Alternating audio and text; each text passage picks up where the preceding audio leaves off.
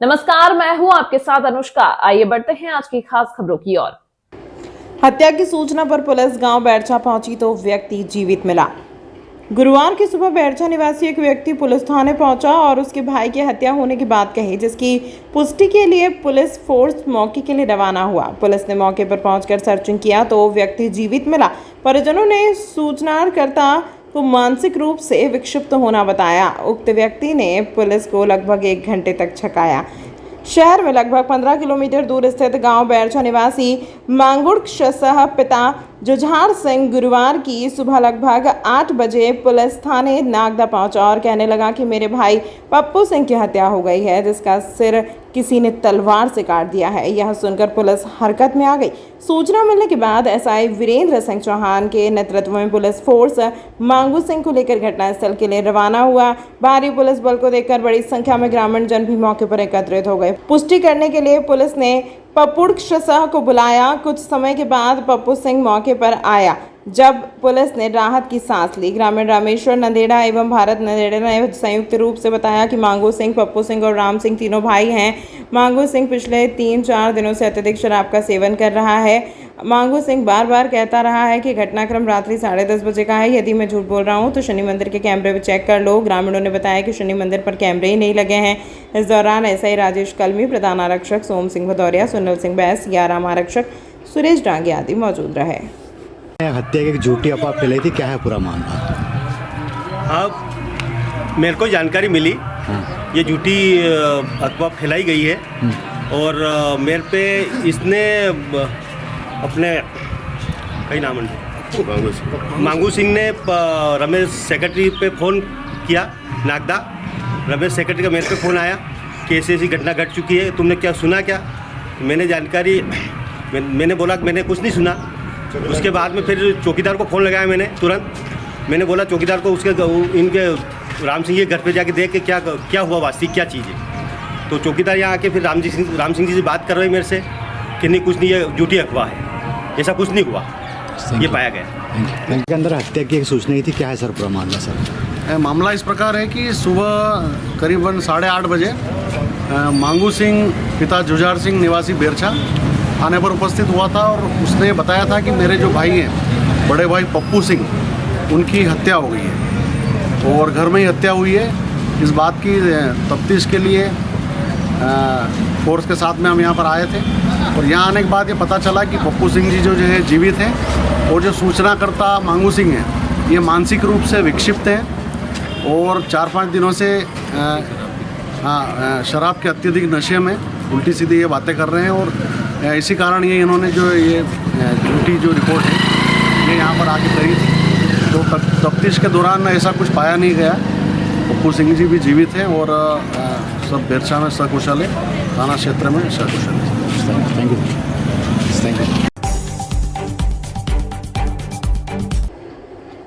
उज्जैन के महिला थाने में वर्ष 2023 में दर्ज हुए दहेज प्रताड़ना के एक मामले में चौंकाने वाला मोड़ आया है। अजमेर निवासी ललित शर्मा नामक युवक के खिलाफ उसकी पत्नी द्वारा दर्ज कराए गए इस मामले को न्यायालय ने खारिज कर दिया है।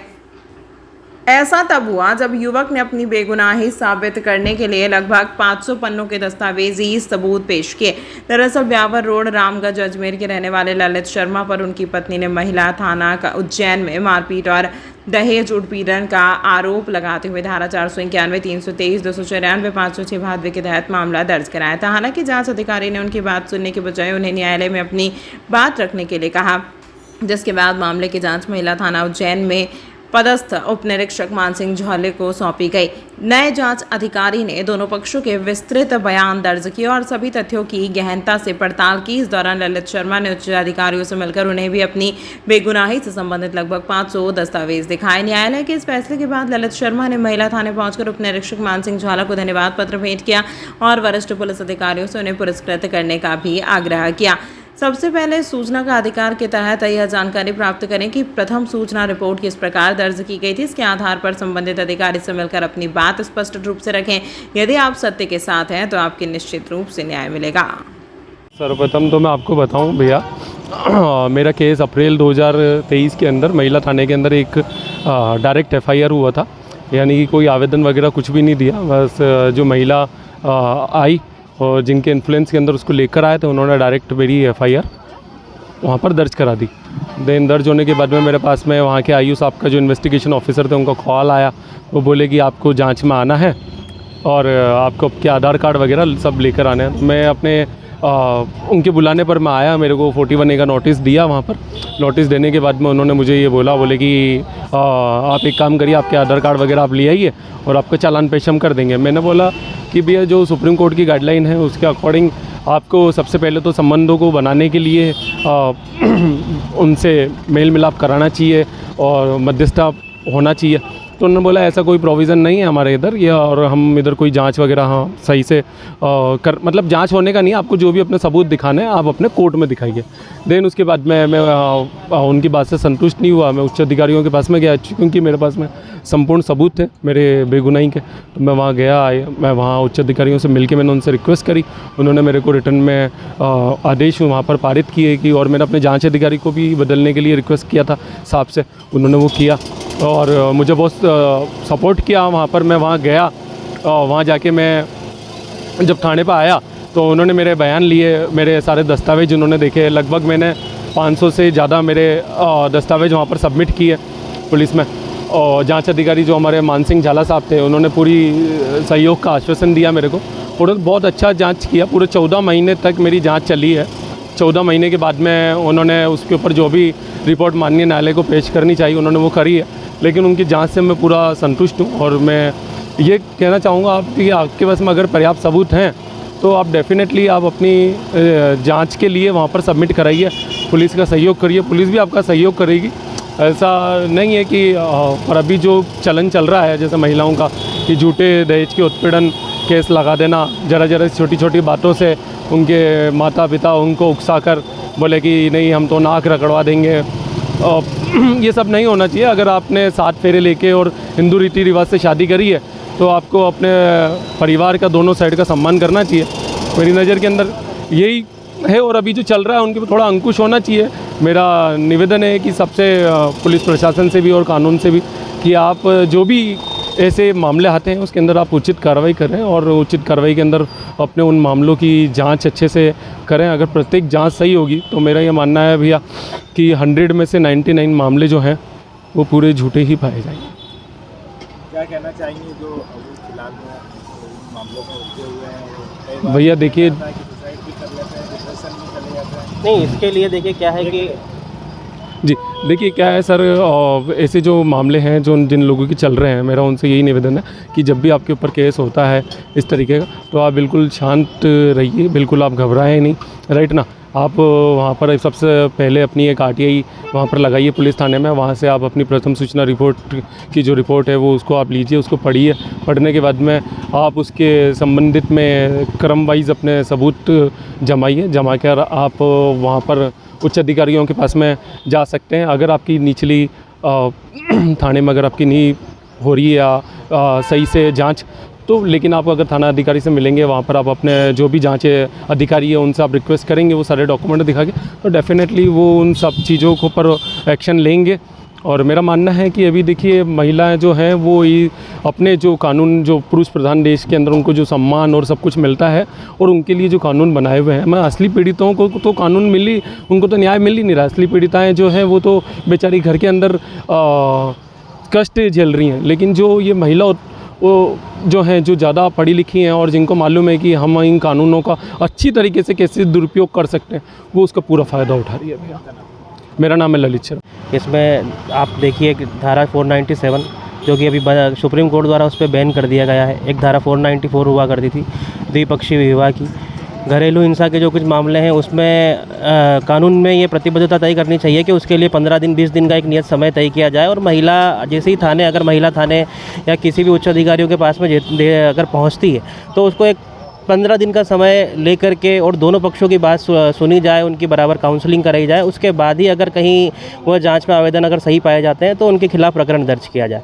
क्योंकि इसमें क्या हो रहा है कि अभी जैसे 497 जो थी आपकी, अभी अब लिव इन रिलेशनशिप को बढ़ावा मिल रहा है तो आप देखेंगे कि कहीं ना कहीं किसी महिला के अगर कहीं एक्स्ट्रा मैरिटल अफेयर्स वगैरह हैं तो उस वजह से वो एक आजकल जो शादियां टूट रही है देखिए आप उसके उदाहरण स्वरूप देखिए कि अगर आज हमने शादी की किसी महिला से और 1 महीने के अंदर मतलब ये क्या कारण हो गए कि जिसकी सुलह नहीं हो पा रही है और उनका तलाक हो रहा है।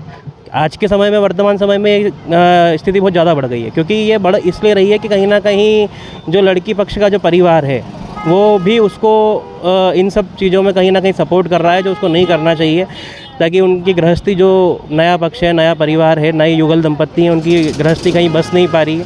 दूसरा, इसमें कहीं ना कहीं कानून का भी काफ़ी सारा लूप होल है, क्योंकि प्रताड़ित कोई भी हो सकता है, चाहे वो महिला हो या पुरुष हो। प्रताड़ना किसी एक व्यक्ति के ऊपर, व्यक्ति विशेष पर डिपेंड नहीं करती भाई। अगर हम आज पुराने समय में भी बात करें, पुराने समय में हम त्रेता युग की, द्वापर युग की या कलयुग की बात करें, तो त्रेता युग में भी भगवान राम ने ताड़का का नाक कान काट दी थी, ठीक है। द्वापर युग की भी कई घटनाएं, हनुमान जी ने लंकिनी के ऊपर मुष्टि का प्रहार करा। और ऐसा कहीं नहीं है कि महिलाएं हैं तो महिलाओं का बेनिफिट मिलना चाहिए भाई। हमने कानून के तहत सनातन धर्म में नारी को नारायणी माना गया है कि नारी तू नारायणी। और हर देवी देवताओं के पीछे, भगवान के पीछे आप देखिए सिया राम, राधे श्याम, राधे कृष्ण, राम सिया, मतलब आप चाहे राम जी से लेकर के शिव जी तक, माता जी तक, किसी को भी देखें, मतलब हमने सनातन धर्म में महिलाओं को हमेशा इज्जत दी है और उनका पालन किया। लेकिन उस कानून का जरूरत है, आप कानून में बहुत ज़्यादा सुधार की ज़रूरत है। कभी भी आप एक पक्षी को देखिए मत, क्योंकि आप देखिए जो पुराना युग है, पुराने युग में भी दोनों पक्षों को देखा गया है और कहीं भी ऐसा नहीं है कि पुरुष प्रधान कानून है। नारी प्रधान कानून अभी आज के समय में, वर्तमान में हो गया है। और आप जब तक पुरुष की बात नहीं सुनेंगे तब तक एक पक्ष जो रहेगा इससे पीड़ित होता रहेगा। एक अनुमान लगाए तो कितने महिलाओं, मतलब 100 में कितने पुरुष होंगे जो प्रताड़ित होंगे इस तरह से? आज अगर वर्तमान समय में बात करें तो जो मतलब सच में प्रताड़ित महिला है वो तो कहीं ना कहीं कोर्ट कचहरी पहुंच ही नहीं पाती है। क्योंकि वो क्यों नहीं पहुंच पाती है कि वो आज भी ये चाहती है, प्रताड़ना झेलने के बाद में भी, कि कहीं ना कहीं मेरा परिवार बसे, वो मेंटेनेंस वगैरह में नहीं जाना चाहती है। अभी 99% में से, 100% में से 97% मामले ऐसे होंगे जो फर्जी होंगे, जिसमें जांच की सघन आवश्यकता है। क्योंकि उसमें घरेलू हिंसा के तहत ये किया जा रहा है कि अगर आदमी, किसी के पिताजी कैंसर पेशेंट है, ससुर कैंसर पेशेंट है, सास कहीं और है, भाई भाभी साथ में रहते ही नहीं है, मगर उनके खिलाफ भी प्रकरण दर्ज करवा दिए जाते हैं और वो व्यक्ति अन्यथा परेशान होते हैं और कानून में चक्कर वगैरह लगाते हैं। तो ये कहीं ना कहीं गलत है, इसकी सघन तरीके से जांच होना आवश्यक है। और जहाँ तक हम बात करें पुरातन समय की, तो पुरातन समय में भी भगवान ने खुद महिला पुरुष में भेदभाव नहीं किया है। अगर उनको लगा है, ताड़का में देखिए आप, द्वापर युग में भगवान श्री कृष्ण जब दूध पीने के लिए ताड़िका उनके पास आती है भेष बदल करके, तो वो उसका भी वध करते हैं। मतलब अगर हम नारी को नारायणी मानते हैं तो नारी को राक्षसी मान करके दंड देना भी कानून में उचित प्रावधान उसके होना चाहिए, ऐसा मेरा मत है। युवराज सिंह दवा। जय श्री महाकाल। महिला थाना में 19/4/2023 को अपराध क्रमांक 38 पर एक FIR हुई थी। फरियादिया नेहा शर्मा द्वारा FIR करवाई थी, जिनका ससुराल है अजमेर, राजस्थान में है। उन्होंने पति और सास ससुर के विरुद्ध FIR करवाई थी कि 498 की मारपीट कर और दहेज प्रताड़ना और शारीरिक मानसिक रूप से प्रताड़ित किया गया। इसमें हमारे IO जो उप निरीक्षक मान सिंह झाला साहब हैं, उन्होंने बहुत ही अच्छे से निष्पक्ष विवेचना की और विवेचना के दौरान जो आरोपी पक्ष हैं, जो उनके हस्बैंड हैं, उन्होंने भी कई सारे तथ्य ला के रखे कि जो उन्होंने घटनास्थल लिखाया था मायके का और उज्जैन का, तो जो यहाँ उनकी उपस्थिति नहीं पाई गई और कई सारे ऐसे तथ्य साक्ष्य ला के दिए कि जो यहाँ थे ही नहीं। तो इस प्रकार से विवेचना के दौरान पूरी तरह झूठी FIR पाई गई कि उनको गलत तरीके से फंसाने के लिए उन्होंने FIR की थी, जिसमें हम लोगों ने खारिजी काटी है, क्योंकि अपराधी सिद्ध ही नहीं पाया गया, खारिजी काटी है। क्या इसमें मुख्य अहम बिंदु रहे हैं इसमें, और कई ऐसे मामले भी आते हैं सामने जिसमें लोगों के खिलाफ जो है झूठे आरोप लगाए जाते हैं, फिर भी उनको सजा हो जाती है। कई मामलों में खारिजी भी कर दिया। तो ऐसे कितने मामले होंगे और इसमें क्या ऐसा मुख्य निकल के आएगा? जी, हम लोगों ने महिला थाने में अभी तक की टोटल 6 खारिजी हैं जिसमें अपराध नहीं पाया गया है। और जैसा कि फरियादियाँ अगर आती हैं तो हम लोग प्रयास करते हैं कि काउंसलिंग के माध्यम से उनका परिवार जुड़ जाए, क्योंकि छोटी छोटी बात को लेकर विवाद होता है। तो हमारा पहला प्रयास ये रहता है कि उनका परिवार जुड़ जाए, परंतु फिर भी कई बार ऐसा होता है कि महिलाएं FIR करवा देती हैं। तो फिर भी हम लोग बहुत निष्पक्ष FIR उसकी विवेचना करते हैं, ताकि जिसकी गलती ना हो वो गलत तरीके से ना फंसे।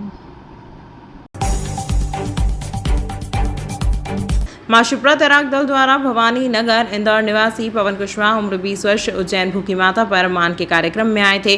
स्नान के दौरान पवन गहरे पानी में चला गया, वह डूब गया था। तैराक दल के सदस्यों व गोताखोरों को रामघाट पर सूचना मिली पर भूखी माता पहुंचे। वह 10 मिनट की मशक्कत के बाद नदी से बाहर निकालकर पुलिस को सौंप दिया। जानकारी मां शिप्रा तैराक दल सचिव संतोष सोलंकी ने दी। जो रामघाट पर सूचना मिली थी भूखी माता घाट पर कोई युवक बालक डूब गया है, तो मां शिप्रा गोताखोर को सूचना मिली। वहाँ से तुरंत शिप्रा गोताखोर की टीम है जो तुरंत यहाँ पर आई और 10 मिनट की मशक्कत के बाद उसे निकाल दिया गया और पुलिस के सुपुर्द कर दिया गया। मेरा नाम दीपक ताहन, मां शिप्रा गोताखोर, रामघाट। इस अंक में फिलहाल इतना ही। अगले अंक में आपसे फिर होगी मुलाकात, तब तक के लिए नमस्कार।